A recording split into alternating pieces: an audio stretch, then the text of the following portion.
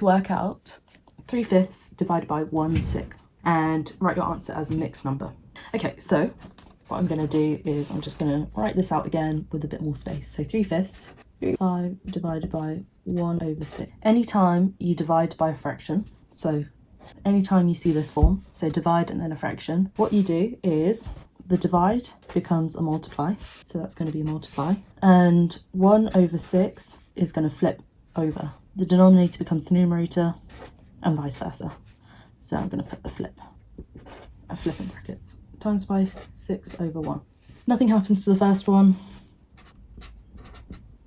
so this is what it's equal to.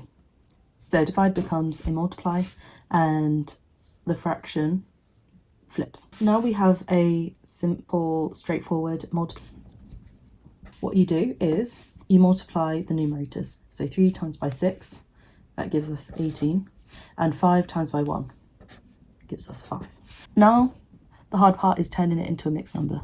What you do is you divide 18 by 5, and I could do the bus stop method, but that will get us back to 18 divided by 5. Okay, so what I'm going to do is the 5 times tables. So 5, 10, 15, 20. Our 18 lies between these two. So we take the smaller. 3 times by 5 gives us 15. So we know that 3 times by 5 is 15.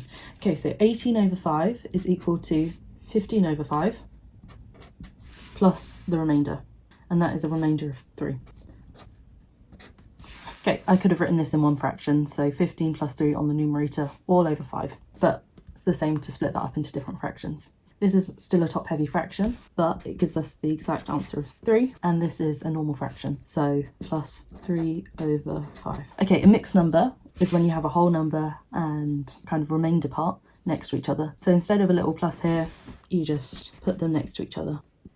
And that is the final form. That is working out this division here and then putting it into the right form.